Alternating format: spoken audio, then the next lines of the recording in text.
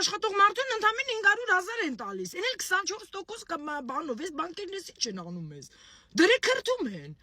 Բանի գները, մի հատ էլ այդ գազերի գներից խոսամ, նոր ելնեմ գնամ, մազերս էլ թացա։ Գազի գներն էլ բան արեցին, երեք չծախեցին, յանեմ թե видите ли գազ չի մտնում, բանն ա մեղավոր, որ գազ չի մտնում, այն նախարարն էլ արդարացնում է։ Դե մարտուտին ծաղիկն ա թանկանում, իսկ իմ դեկտեմբերին էլ բոլորի մոտ էլ գազ կար։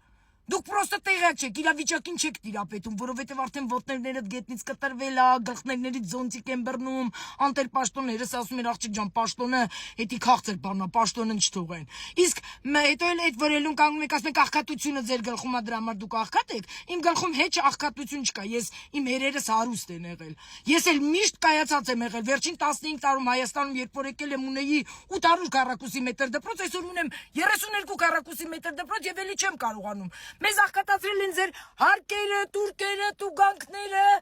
պատիժները, դատարանները, մենք աշխատում ենք, ես էլի շաբաթը 7 օր աշխատում եմ, բայց բաչի մոտ աղքատացել եմ, խի, որովհետև դուք եք ինձ աղքատացնում, իմ ամբողջ աշխատանքը գնում է հարկեր, վարկեր,